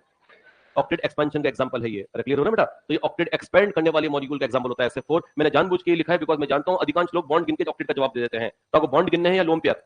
दोनों में इलेक्ट्रॉन कुल गिन के बताना है। 8 से ऊपर है तो एक्सपेंड हो रहा है, 8 से नीचे है तो इसका मतलब इलेक्ट्रॉन डेफिशिएंट है, और 8 ही है तो ऑक्टेट फॉलो कर रहा है। क्लियर है ना बेटा? तो ये ऑक्टेट रूल फॉलो नहीं कर रहा। बराबर? SF6 अब इसमें देखने मजाक हो रही है ना, 6 बॉन्ड है तो साफ सारी लोम्बे की जरूरत ही नहीं है। कितने इलेक्ट्रॉनों के? 12। क्या 12 इलेक्ट्रॉन मतलब ऑक्टेट एक्सपेंड हो रहा है कि नहीं हो रहा है बेटा? हाँ, ऑक्टेट एक्सपेंड हो रहा है, इसका मतलब ये भी ऑक्टेट फॉलो नहीं कर रहा है। सही बेटा? जिनमें भी सुना ध्यान से, एक और लाइन को ध्यान में आ गई, वो भी सुन लो ध्यान से। ऐसे मॉलिक्यूल जिनमें कोई एटम 8 से ज्यादा इलेक्ट्रॉन रख रहा है उसको बोलते हैं हाइपरवेलेंट। क्या बोले बेटा? हाइपरवेलेंट। हाइपरवेलेंट बोलना है, हाइपरवेलेंट। सही है? हाइपर मतलब ज्यादा या कम? हाँ, बस वो वैलेंसी जितनी होनी चाहिए उससे ज्यादा दिख रही है, बस ये हाइपरवेलेंट है। ठीक है बेटा? तो SF6 को क्या बोलना चाहिए? हाइपरवेलेंट या इलेक्ट्रॉन डेफिशिएंट या इलेक्ट्रॉन रिच? दो भी दे सकते हो आप, अगर आपकी इच्छा है ना, 2 कंबाइन करके देने हैं। हाइपरवेलेंट है या इलेक्ट्रॉन रिच है, या दोनों ही है। तो इसको दोनों का भी गलती से बोल मत देना। केमिकल बॉन्डिंग कहता है कि इलेक्ट्रॉन रिच वो है जो कि डोनेट कर सकता है। अगर आप डोनेशन के लायक नहीं हो तो अपने आप को अमीर कहने का हक नहीं है आपके पास। आपके पास कितना है इससे आप अमीर नहीं हो, आप कितना डोनेट कर सकते हो उससे आप अमीर हो, भले कम हो। सही ना बेटा? तो ये प्रवचन केमिकल बॉन्डिंग से लिए गए हैं। ठीक है ना बेटा? तो ध्यान रखना, समझ गए?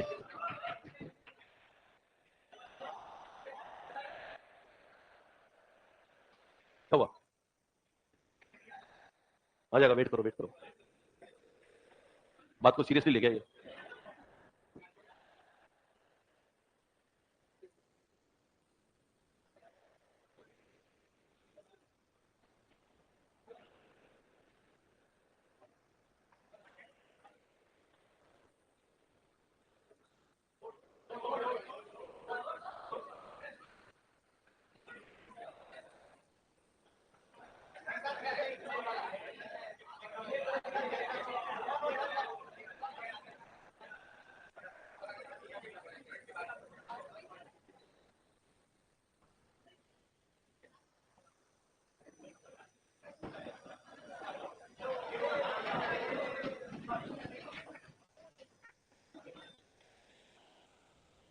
चलो चलो बताओ बेटा, इलेक्ट्रॉन डेफिशिएंट तो नहीं है, इलेक्ट्रॉन रिच तो नहीं बोलोगे ना इसको बेटा? इलेक्ट्रॉन रिच ये नहीं है, इलेक्ट्रॉन रिच अमोनिया है, क्योंकि अमोनिया में लोन पेयर है। ठीक है ना? लोन पेयर होना चाहिए, ये ध्यान रखना इलेक्ट्रॉन रिच कहलाने के लिए। एनीवेज, यहां पर आते हैं PCl3। तो PCl3 में फास्फोरस कितने बॉन्ड बना रहा है? 3 बॉन्ड का मतलब कितने इलेक्ट्रॉन हुए? 6। तो इसके बाद लोन पेयर है या नहीं है? है। इसका बाद ऑक्टेट रूल फॉलो, तो आंसर है कर रहा है। अब कुछ लोग, मैं जानबूझ के ऐसा एग्जांपल इसलिए दे रहा हूं ताकि कुछ लोग ये नहीं समझे कि सर ने बोला है अच्छा थर्ड पीरियड है चलो हटाओ ऑक्टेट रूल फॉलो नहीं करेगा। ऐसा नहीं है, कोई थर्ड पीरियड वाले कसम खा के नहीं आते हैं कि हमें ऑक्टेट रूल फॉलो नहीं करना है, वो ये कसम खा के आते हैं कि जरूरत पड़ने पर हम ऑक्टेट रूल को एक्सपेंड कर देंगे। अरे सही ना बेटा? चलो आगे बताइए, पीसीएल 5 कर रहा है या नहीं कर रहा है? चलो एनओ, इसके नाम भी नो है, नहीं कर रहा है। अरे सही ना बेटा? एनओ नहीं कर रहा है, क्यों नहीं कर रहा है वो सुन लीजिएगा। एनओ में एन के पास वैलेंस इलेक्ट्रॉन बोली कितने हैं और ओ के पास कितने हैं? 6 को बॉन्ड बनाना है 2 ताकि इसका ऑक्टेट कंप्लीट हो जाए। वो तो अगर ये डबल बना लेगा, ऑक्सीजन जनरली डबल बनाता है कि नहीं बनाता बेटा? बस वहीं से स्टार्टिंग करो। नाइट्रोजन के वैलेंस, सॉरी ओ के वैलेंस इलेक्ट्रॉन कितने होते हैं? 6 में से कम में कितने आते हैं? हाँ, 2 के अलावा बचे कितने?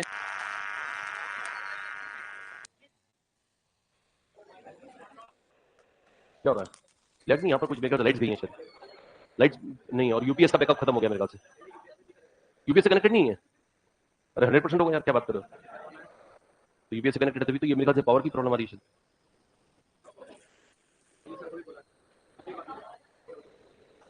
नहीं एलवी से नहीं करेंगे, प्रविंदर से करेंगे।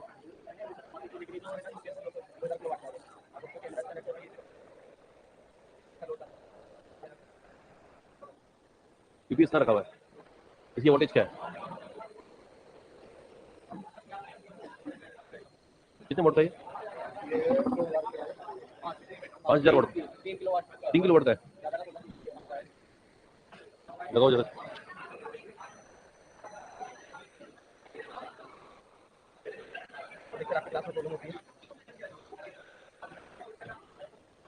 ठीक है देखते हैं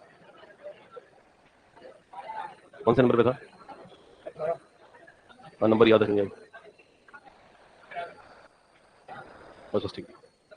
हाँ एनओ की बात कर रहे हैं।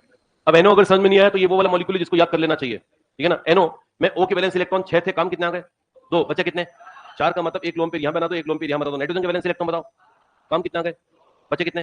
3 का मतलब 1 2 और यहां पर 3, ठीक है ना। अगर 3 है इसका मतलब इसके पास एक अनपेड इलेक्ट्रॉन है या नहीं है? इतना बनाने के बाद आपको पता चले एक अनपेड इलेक्ट्रॉन इसके पास है तो उसमें समय ज्यादा लग जाता है। अगर एग्जाम में सवाल आया कि बताओ इस मॉलिक्यूल को डायमैग्नेटिक कहना चाहिए पैरामैग्नेटिक?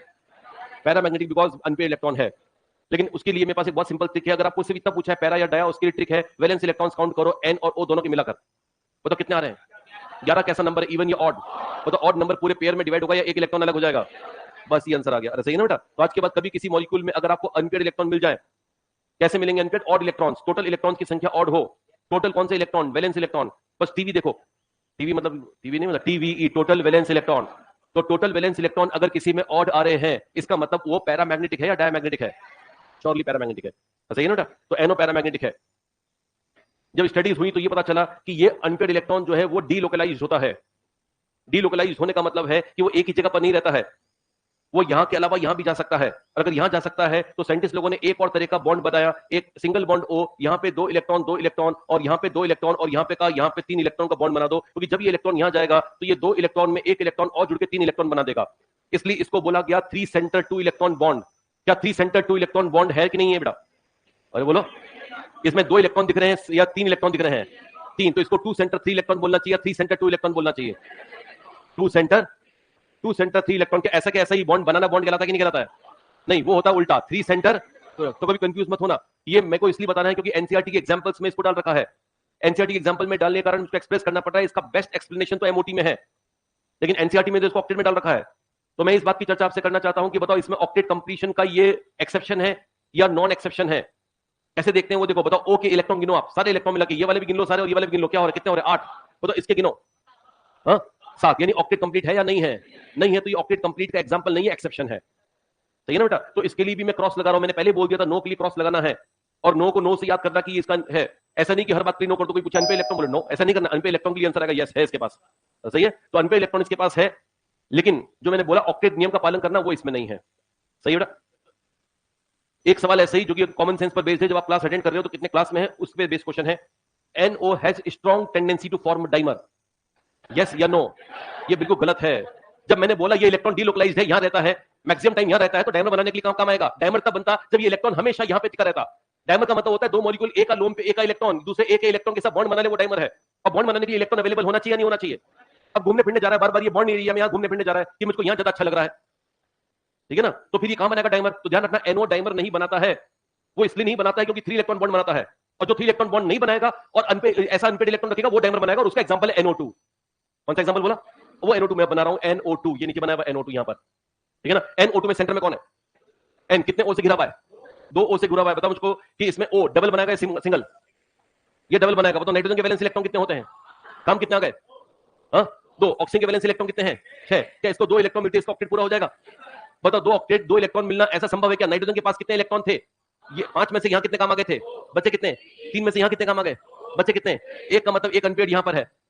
अरे सही है ना बेटा। और स्टडीज कहती हैं कि ये इलेक्ट्रॉन हमेशा यहां ही दिखता है, ये इलेक्ट्रॉन हमेशा यहीं दिखता है। और जब यही दिखता है मतलब डायमर बनाएगा ही नहीं बनाएगा ये? तो ध्यान रखना NO डायमर नहीं बनाता लेकिन NO2 डायमर बनाता है। क्लियर है बेटा?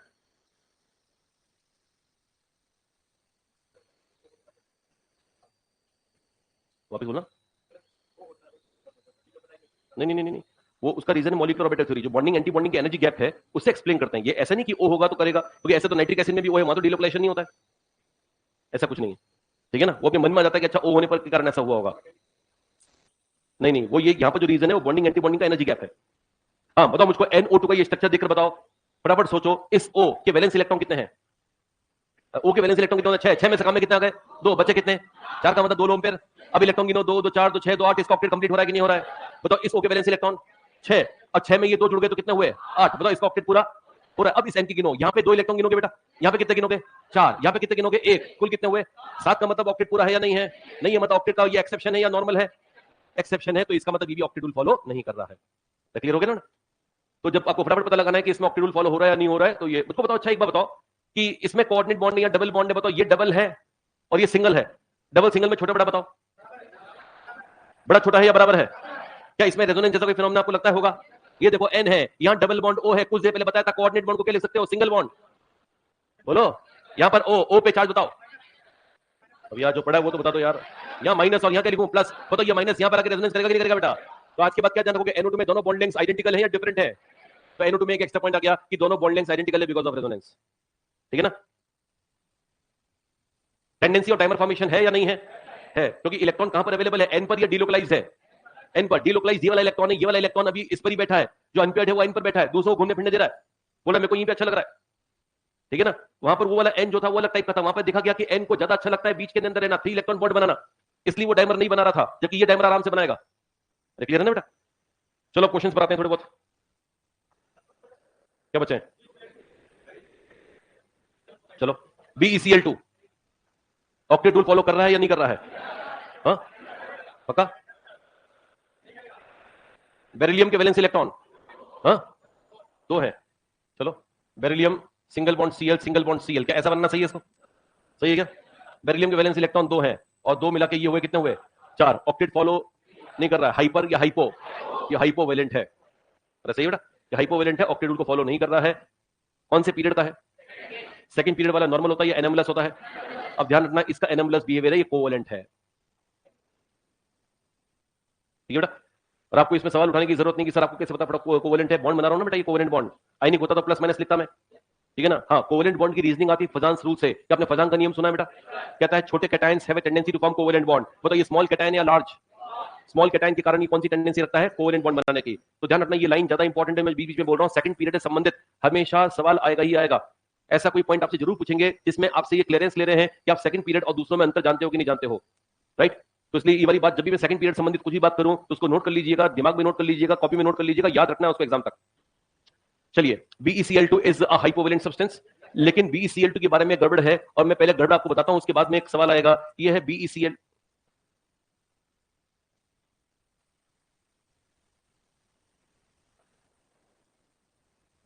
इसमें एक्स्ट्रा स्क्रीन नहीं आ रही है?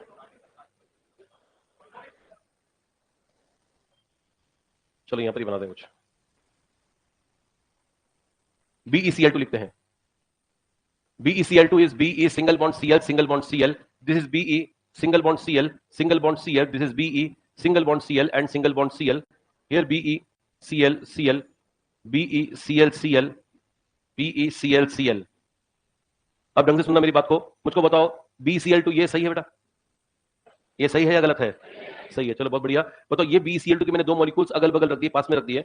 जब BeCl2 के मॉलिक्यूल पास में रखे होते हैं तो एक दूसरे की मदद करना चाहते हैं, क्योंकि दोनों जानते हैं दोनों हाइपोवेलेंट है। तो ये इसकी मदद करता है, बदले में ये इसकी मदद करता है by writing a coordinate bond. बताओ मुझको बेरिलियम कौन सा पीरियड का एलिमेंट है? सेकंड पीरियड के पास कितने ऑर्बिटल होते हैं? भाई बार बार गिनवाए, एस एक पी तीन, कुल कितने हुए? चार। चार का मतलब इसके पास कितने खाली पड़े हैं? हाँ, दो। दो बॉन्ड बने हैं, दो खाली पड़े ना बेटा। क्या उनमें से एक को यूज करके इसका लोन पे एक्सेप्ट कर सकता है ये? अगर ऐसा कर लिया तो ये बेरिलियम भी तो एक्सेप्ट कर सकता है ना बेटा? अरे बोलो, बताओ अगर ऐसा हुआ तो अब बताओ ये वाला बेरिलियम कितने बॉन्ड बना रहा है? जल्दी बोलो। तीन बॉन्ड का मतलब इलेक्ट्रॉन कितने हुए? 6 का मतलब ऑक्टेट पूरा है या नहीं है? इसका मतलब BeCl2 का डाइमर ऑक्टेट कंप्लीट का एग्जांपल है या अभी भी डेफिशिएंट है? That's a good answer. बताओ ये BeCl2 के कितने मॉलिक्यूल्स लिखे मैंने? 3 इसलिए लिखे क्योंकि ज्यादा जगह नहीं थी, चाहे तो 10-15 और लिख देना। मैं बना रहा हूं पॉलीमर। पॉलीमर बनाते हुए ये मैंने बेंट किया मॉलिक्यूल को, बेंट किया, ऐसे खूब सारे बेंट मॉलिक्यूल अरेंज कर दो। अब मुझको बताओ ये बेरिलियम के पास कितने खाली ऑर्बिटल हैं? एक लोन पे इससे लिया, एक लोन पे इससे लिया, और क्योंकि इसने दो एक्सेप्ट कर लिए तो ये भी अपने बगल वाले को दो डोनेट कर सकता है। ये डोनेट कर दिए और ये आगे चलता रहेगा, ये भी आगे चलता रहेगा। बताओ ये वाला बेरिलियम आप कितने बॉन्ड बना रहा है? 4 बॉन्ड का मतलब इलेक्ट्रॉन कितने हुए? 8 का मतलब ऑक्टेट पूरा है या नहीं है? अब एग्जाम में सवाल आ गया BeCl2 ऑक्टेट के नियम का पालन करता है या नहीं करता है? क्या बोलोगे? BeCl2 नहीं, क्वेश्चन अपने आप चेंज मत करो। मैं जो पूछ रहा हूं उसका जवाब देना है, आप जो सोच रहे हो उसका नहीं। मैं पूछ रहा हूं BeCl2 ऑक्टेट के नियम का पालन करता है या नहीं करता है? अब मैं बताता हूं BeCl2, ये वाला BeCl2 होता है 1200 केल्विन पर, ये होता है 1000 केल्विन पर, और ये होता है रूम टेम्परेचर पर। रूम टेम्परेचर पर BeCl2 ऐसा दिखता है, गर्म करने पर 1000 केल्विन पर डाइमर बन जाता है, और गर्म करेंगे तो और टूट जाता है और बेचारा अकेला रह जाता है। 1200 केल्विन पर ये BeCl2 बन जाता है। अब मेरा सवाल आया कि BeCl2 ऑक्टेट रूल का पालन करता है या नहीं करता है? तो आंसर है नहीं करता है, क्योंकि BeCl2 बोला है, ये पॉलीमर है, ये BeCl2 नहीं है, BeCl2 का पॉलीमर है। अगर उसको पॉलीमर बोलना है तो पॉलीमर बोलेगा, अगर पूछना है तो पॉलीमर ही पूछेगा, वो लिख के पूछेगा आपको, वो लिख देगा BeCl2, और आप ही बोलोगे समझ गया क्या पूछना चाहता है। अरे वो समझना ही नहीं अपने को, जो पूछना चाहता है वो जो पूछ रहा है। BeCl2 का मतलब एक मॉलिक्यूल दिख रहा है ना बेटा। अगर इसको ये लिखना है, अगर उसको ये वाला पूछना है, ये वाला मॉलिक्यूल पूछना है, तो बेटा वो डबल लिख देगा इसका। हर किसी इंसान को 2 लिखना आता है, तो जो क्वेश्चन बना रहा है वो भी 2 लिख देगा। अरे सही है ना बेटा, आपको एक्स्ट्रा समझदार नहीं होना है, उसकी सोच को भी आपको नहीं सोचना है, ठीक है ना, कि हम समझ गए क्या पूछ, क्या तेरे दिमाग में क्या चल रहा है। तो कई बार ऐसा होता है कि जो क्वेश्चन एकदम सही होता है, हम आंसर को अपने हिसाब से मैनिपुलेट कर देते हैं, गलत कर देते हैं। अच्छा, ये इंफॉर्मेशन भी इंपॉर्टेंट है। तो आज के बाद क्या ध्यान रखोगे? BeCl2 इज मोनोमर, डाइमर या पॉलीमर? तो BeCl2 जो है वो मोनोमर होता है, डाइमर बना सकता है और पॉलीमर भी बना सकता है। रूम टेम्परेचर पे वो किस फॉर्म में रहता है? पॉलीमर। 1000 केल्विन पर डाइमर और 1200 पर मोनोमर। और अगर कुछ नहीं कहा जाए, सिर्फ BeCl2 बोला जाए, तो मोनोमर मान के जवाब देना है। क्लियर हो गया ना बेटा? कोई दिक्कत किसी को? चलो, तो BeCl2 को सॉल्व हो गया। बट LiCl, LiCl में लिथियम के वैलेंस इलेक्ट्रॉन बताओ बच्चों। लिथियम के वैलेंस इलेक्ट्रॉन 1, तो एक वैलेंस इलेक्ट्रॉन। क्लोरीन के वैलेंस इलेक्ट्रॉन 7 में से 1 यहां लिख दो। बताओ मुझको लिथियम का ऑक्टेट कंप्लीट हो रहा है या नहीं हो रहा है? हाँ, नहीं हो रहा है, तो ऑक्टेट के नियम का पालन करेगा या नहीं करेगा? नहीं करेगा, क्योंकि 2 इलेक्ट्रॉन ही हुए हैं। अब कुछ लोग बोलते हैं सर 2 इलेक्ट्रॉन हीलियम के होते हैं ना, तो ऑक्टेट रूल का पालन हो रहा है, वो ड्यूप्लेट कहलाता है, ऑक्टेट नहीं कहलाता है। क्लियर है ना बेटा? तो lithium does not follow octet rule in this molecule LiCl। तो लिथियम कौन से पीरियड का है? तो ये भी अच्छा सवाल है, मतलब इसका भी कुछ लोग वो जवाब दे रहे हैं जो कि मतलब है, लिथियम कौन सा पीरियड है? ऐसे होते हैं पीरियड, और यूं होता है ग्रुप, ठीक है ना। मैंने यूं नहीं पूछा है, मैंने यूं पूछा है ना। सेकंड पीरियड है, सेकंड पीरियड है, इसका मतलब ये हो गया कि इसके पास 8 इलेक्ट्रॉन हो सकते हैं, लेकिन अभी सिर्फ इसके पास 2 ही हैं, तो ये ड्यूप्लेट सॉरी ऑक्टेट रूल का फॉलो नहीं कर रहा है। सही है।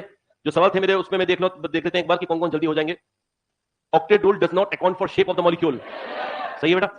चलो, octet rule does not explain relative stability of molecules being totally silent. ये ट्रू है कि नहीं है बेटा? ये ट्रू है। चलो आगे बढ़ते हैं।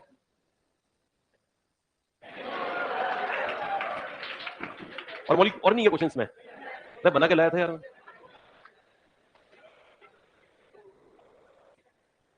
ये रहा ना, Lewis structure of all nitrogen have in the Lewis structure of N3 minus. All nitrogen have 0 formal charge. अगर false है तो true आप बताओ क्या था? -1 +1 -1, याद आया बेटा? तो इसका मतलब ये false statement है। Total lone pair in Lewis structure of CO is 1. आपका आंसर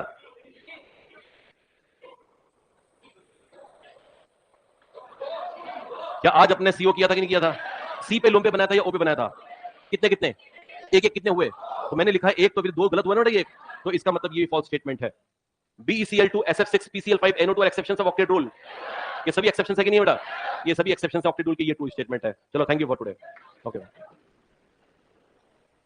नेक्स्ट टाइम पे थोड़ा शेप, हाइब्रिडेशन, स्ट्रक्चर वगैरह जितने भी स्ट्रक्चरल पार्ट होता है जिसपे कम से कम 1 से 2 सवाल आते हैं, वो नेक्स्ट टाइम पे होगा, ठीक है ना? Thank you. नहीं, मैं भेज दूंगा टेलीग्राम पे, ये स्लाइड सारी टेलीग्राम पे मिल जाएगी। टेलीग्राम